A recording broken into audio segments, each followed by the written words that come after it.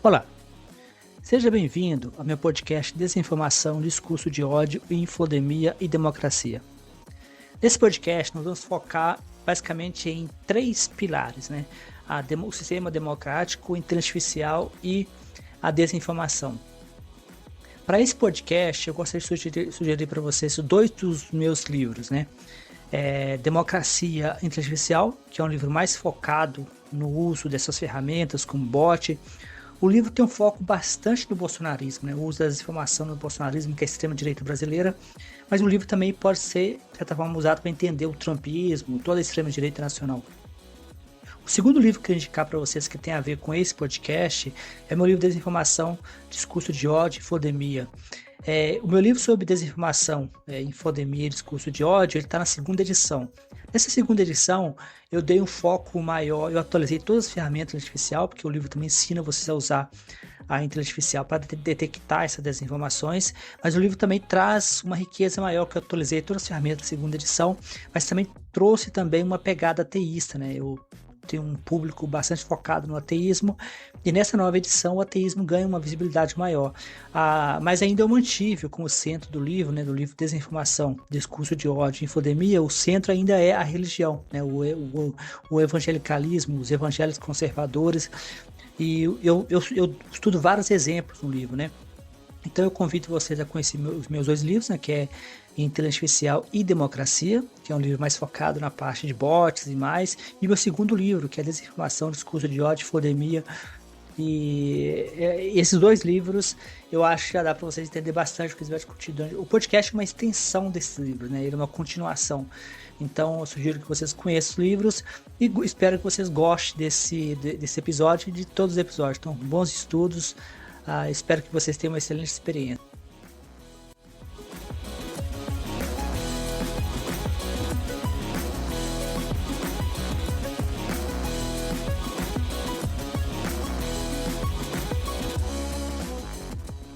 Imagina comprar um ingresso pra dar risada num show de comédia e, antes mesmo de entrar no saguão do teatro, acabar no meio de um exorcismo não solicitado ali na calçada. Pois é, uma situação bem surreal, né? Muito. Mas foi exatamente isso que aconteceu em Belo Horizonte recentemente. O que era para ser uma noite de entretenimento se transformou numa espécie de posto de controle de fronteira, sabe? Uhum. Onde o ingresso não garantia a entrada, porque o espaço público virou literalmente um campo de batalha. Exato. Uma autodeclarada guerra espiritual, como algumas fontes chamaram. E o que torna esse cenário tão fascinante e, ao mesmo tempo, alarmante é como a clareza daquele contrato social básico desaparece muito rápido. Como assim? É que quando a comédia no palco colide com o extremismo na rua, as águas ficam turvas. A complexidade toma conta da situação inteira. Sim. E é exatamente por essas águas turvas que a gente vai pular no nosso mergulho profundo de hoje. Tô focado e pronto para destrinchar isso. Ótimo, porque o nosso foco hoje é aquele incidente altamente divulgado envolvendo o humorista Thiago Santinelli e um grupo de manifestantes cristãos lá na porta do Teatro da Maçonaria. Um caso que deu o que falar, né? Demais! E para desvendar os mecanismos por trás desse evento, a gente reuniu uma documentação bem vasta. Temos reportagens detalhadas do Metrópolis, Estado de Minas, G1, CNN. E tem também os vídeos gravados na hora da confusão, né? Além dos relatos da própria produção do show. Isso, mas assim, a nossa principal bússola analítica hoje vai ser um texto bem denso chamado O Incidente Thiago Santinelli em BA, Entendendo o Nacionalismo Cristão na Prática. Esse documento é fantástico. Ele traz as notas de um pesquisador independente, o Jorge Guerra Pires. Sim, um PhD com uma trajetória bem interessante, por sinal. Muito. Ele tem formação em bioinformática, passou por instituições de peso, como USP e Fiocruz, e hoje ele aplica essa mesma lógica de modelagem de sistemas complexos para analisar política e religião. É uma lente que tenta separar o barulho da internet da estrutura real do problema, sabe? Exatamente. O que nos leva àquela nossa regra de ouro de sempre. Isso aí. A missão aqui não é alimentar a fofoca de redes sociais, nem emitir julgamento moral sobre a crença de ninguém. Perfeito. Nosso objetivo é usar essa documentação como um estudo de caso prático, né? Uhum. Observar a intersecção entre religião, a política de extrema-direita, o racismo religioso e os limites da laicidade do Estado no Brasil moderno. Tudo exposto rigorosamente a partir do que as fontes relatam. Bom, então para entender a explosão, a gente precisa primeiro olhar para o pavio. Com certeza. O evento ocorreu no dia 21 de março de 2026 e o primeiro grande detalhe que os textos apontam é, tipo, uma questão de alvo mesmo. Como assim de alvo? O show que estava em cartaz não era o famoso espetáculo Anticristo do Santinelli. Era uma apresentação chamada Olodumaré, feita junto com o comediante Luiz Titoim. Ah, sim, que era focada especificamente na Umbanda e nas religiões de matriz africana, né? Exatamente. E a análise do Jorge Guerra Pires destaca esse detalhe como o verdadeiro estopim de tudo. Uhum. Um grupo de católicos e evangélicos se mobilizou ali na porta do teatro e não era para ter um debate teológico pacífico. Passou longe disso. As fontes descrevem a ação como uma vigília declarada contra o que eles rotularam assim diretamente como o crescimento da religião satânica. Nossa, e isso não ficou restrito só a cartazes ou gritos, né? Não, não. Lendo os relatos e assistindo aos vídeos do local, a agressividade física da abordagem salta muito aos olhos. Tem registros de tentativas de forçar o pessoal que estava na fila a segurar ou usar terços, por exemplo. Sim, manifestantes foram filmados orando em voz alta para, segundo eles mesmos, tirar o demônio de um casal gay que estava só tentando entrar no teatro. Caramba! E todo esse clima de intimidação, de caos, acabou causando uma crise convulsiva num rapaz neurodivergente. Pois é, um rapaz que estava lá só como espectador. É muito bizarro, toda essa dinâmica soa como uma blitz de trânsito, só que uma blitz civil e dogmática. Nossa, excelente analogia. Porque, tipo, em vez de o Estado verificar a validade de uma carteira de motorista, um grupo de pessoas comuns tentava impor uma verificação de pureza espiritual, sabe? Sim, barrando fisicamente o acesso a um evento cultural. Notas dele vai muito além de uma simples intolerância. Explica um pouco mais como ele vê isso. É que quando uma manifestação cultural ligada à Umbanda é automaticamente codificada como tipo satanismo, a gente está observando a ativação de um preconceito histórico profundo. Uhum. Nessa visão de mundo específica, o outro, seja o praticante de religiões de matriz africana, seja a comunidade LGBT, ele não é visto só como um cidadão com quem você discorda. Ele é lido como algo literalmente demoníaco. Exato. Então, o objetivo dessa blitz, como você bem colocou, não é pedir respeito à própria fé. É declarar uma guerra territorial mesmo. É uma tentativa de tornar inaceitável a própria existência daquela cultura no espaço público. Perfeito. E essa ideia de guerra territorial, ela fica muito, mas muito evidente quando a gente analisa a retórica do protesto. Sim, os vídeos mostram muito bem o que eles estavam falando ali. Tem um rapaz de camisa amarela que aparece em destaque nas filmagens e ele declara com o maior orgulho que o grupo não é composto por cristãos da paz. Ele usa exatamente essas palavras, né? Sim, e ele afirma ser herdeiro daqueles que venceram as cruzadas, que derrotaram o Império Romano e os otomanos. Um discurso bem pesado. E que se completa com a afirmação categórica de que o Brasil é a terra de Santa Cruz. Isso.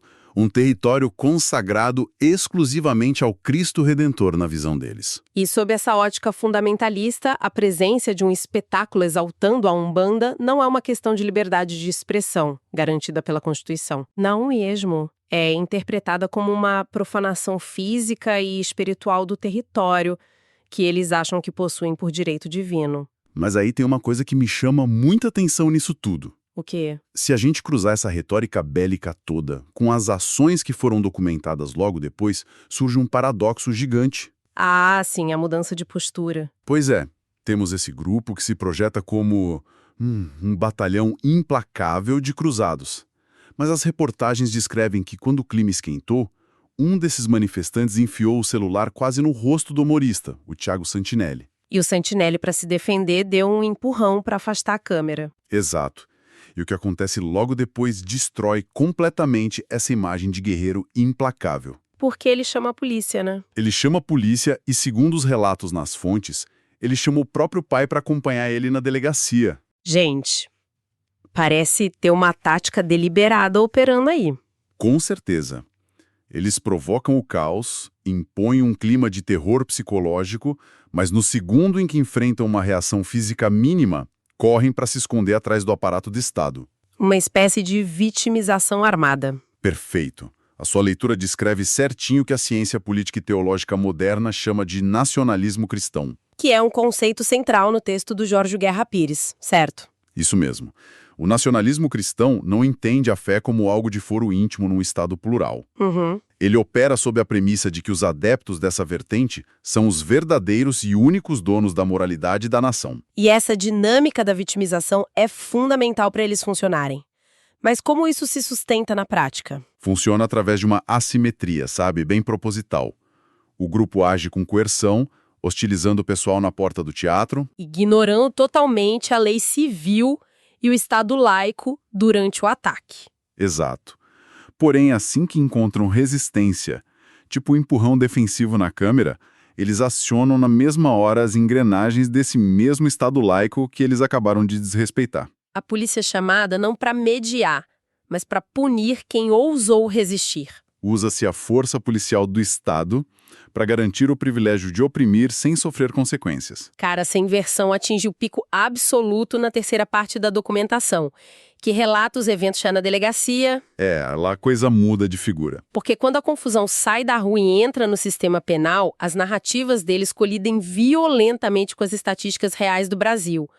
O Santinelli foi conduzido de forma coercitiva à delegacia. E os detalhes de como ele foi mantido lá geraram muita repercussão, viu? Sim, as reportagens mencionam que ele foi colocado numa cela super precária, com tipo um buraco no chão, servindo de banheiro. E tinha até restos de comida estragada no local, segundo as fontes. E as acusações formalizadas contra ele são o centro dessa inversão toda que a gente está falando. Ele foi acusado de agressão pelo empurrão no celular e, surpreendentemente, de intolerância religiosa contra os manifestantes cristãos. É o poste mijando no cachorro, né? E, em resposta, o Santinelli acusou o grupo de racismo religioso contra as religiões de matriz africana. É importante notar também que figuras públicas como o rapper Djonga foram até a delegacia de madrugada para dar apoio ao humorista. Um baita suporte no momento tenso. Mas, voltando ao cenário, o que os manifestantes montaram é comparável a um jogador de futebol que passa o jogo inteiro dando pontapé. Fazendo falta dura o tempo todo. Isso.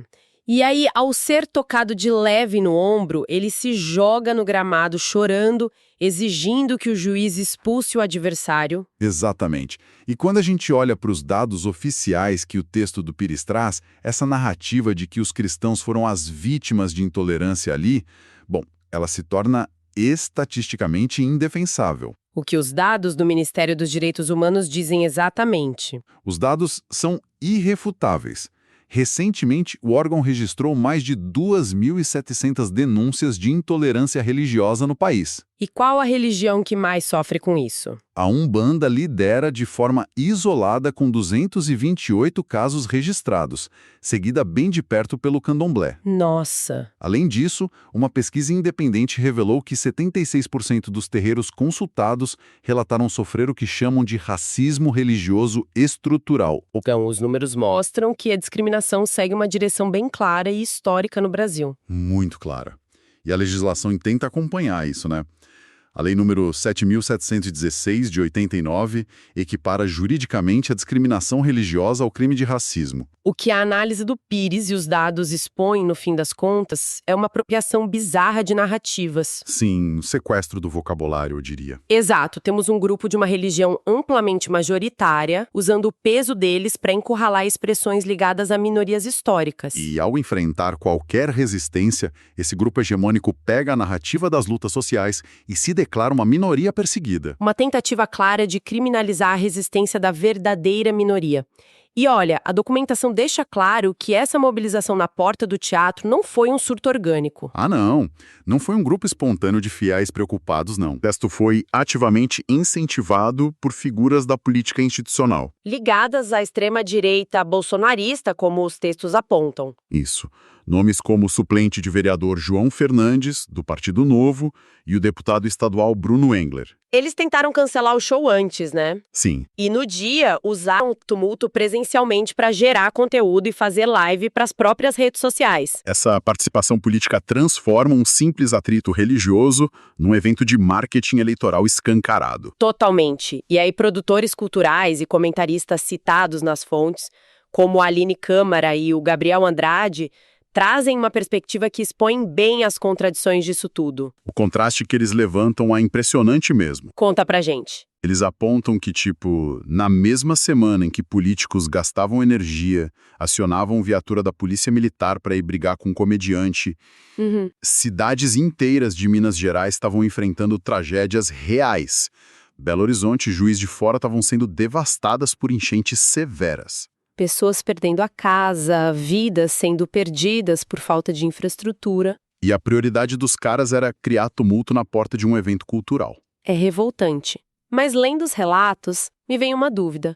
Será que essa classe política age só num cálculo frio de engajamento, sabendo exatamente o que estão fazendo, ou existe uma crença genuína nessa narrativa que deixa eles cegos para os problemas da cidade? Olha, a análise do Pires e dos textos anexos aponta muito mais para uma instrumentalização do pânico moral. Então é cálculo político mesmo. Bastante pragmático.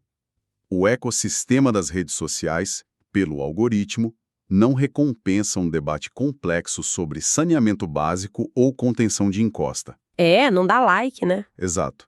Resolver enchentes é demorado, custa caro e não gera aquela paixão visceral na internet. Diferente da indignação moral que viraliza na hora. A famosa cortina de fumaça operando na velocidade da banda larga. Perfeito.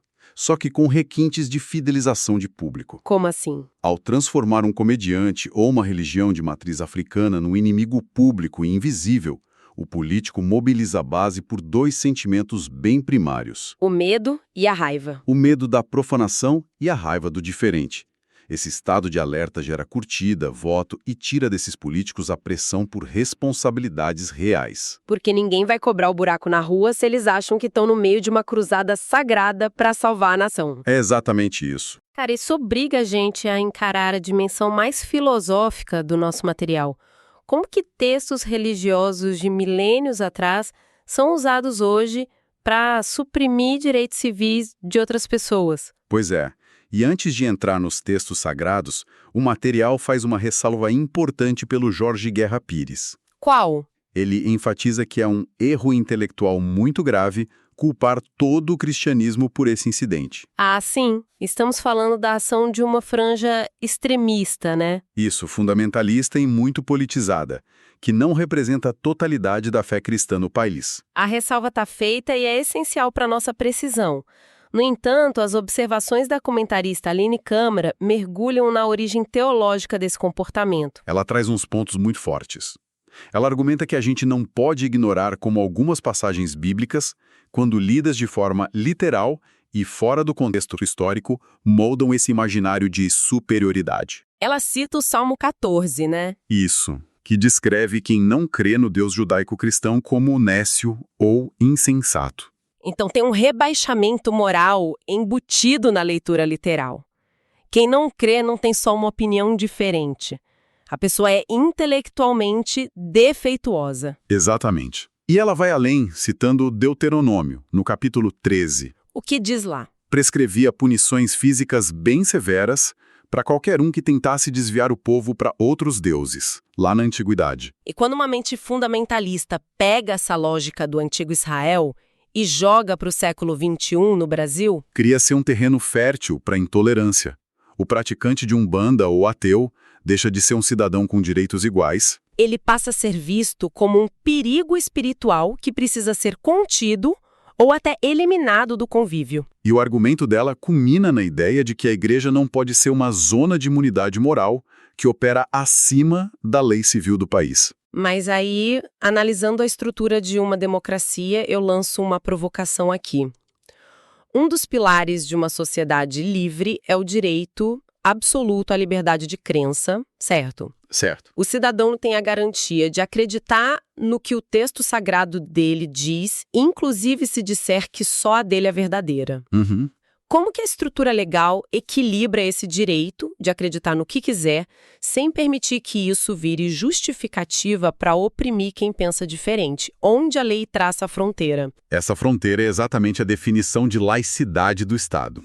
E como as fontes explicam isso? A análise sociológica diz que a soberania de uma democracia não é só sobre fronteira geográfica ou emitir moeda. É sobre a lei. É a garantia inegociável de que a Constituição e a lei civil prevalecem sobre o púlpito e sobre o dogma. Ou seja, a liberdade de culto protege o indivíduo, mas não dá a ele o poder de policiar o outro. Esse é o mecanismo. A liberdade religiosa é absoluta no campo da consciência, dentro dos templos, na expressão pacífica. O Estado não pode ditar o que você sente. Mas essa liberdade termina assim de forma abrupta e definitiva, no exato milímetro em que começa a coerção, o constrangimento físico ou a humilhação do outro. Faz todo sentido. Quando um grupo usa a fé como licença para perseguir terreiro, barrar casal LGBT na porta do teatro, a linha foi cruzada. Aí não é mais debate sobre liberdade religiosa. É um ataque direto à premissa de que todos são iguais perante a lei. Bom, recapitulando tudo que a gente desconstruiu hoje com base nos textos do Pires e das reportagens. O incidente em BH passa muito longe de ser só uma fofoca de internet. Vai bem além de uma piada controversa, um empurrão, né? Muito. As fontes mostram a materialização do racismo religioso atuando em sincronia com o nacionalismo cristão. E o mais perigoso é a manipulação política disso tudo. Usada para silenciar cultura, gerar capital eleitoral barato e testar a resistência das instituições. E a lição profunda que fica para quem acompanha a gente, além das manchetes caça-cliques, é a necessidade de aprender a ler as entrelinhas. Com certeza. Perceber que o pânico moral manufaturado muitas vezes serve só para esconder táticas deliberadas de controle de poder. Defender a laicidade não é atacar a religião alheia. É defender a liberdade de cada um existir, criar arte e pensar de forma autônoma. Sem ter que se submeter a imposições dogmáticas na calçada de um teatro. É garantir que o espaço público seja seguro para todas as existências. Inclusive aquelas que a maioria não compreende. Exatamente. E para encerrar nossa análise de hoje, vamos voltar àquela imagem lá do início. Da calçada do teatro virando zona de guerra. Essa mesma, a calçada transformada num campo de guerra espiritual com presença de políticos e viatura de polícia. Uma cena lamentável. A pergunta que os autores deixam latejando no ar e que a gente repassa para a reflexão de quem nos ouve é a seguinte: se um simples espaço cultural e uma peça de comédia podem ser tão facilmente apropriados e transformados num campo de batalha para cruzadas morais incentivadas por pessoas com mandato, o que acontece com a sociedade quando essa mesma lógica fundamentalista decidir entrar com os dois pés na porta na formulação do currículo das escolas públicas? Ou nas diretrizes de atendimento dos hospitais? Ou nas sentenças dos tribunais de justiça do país? Fica a reflexão contínua.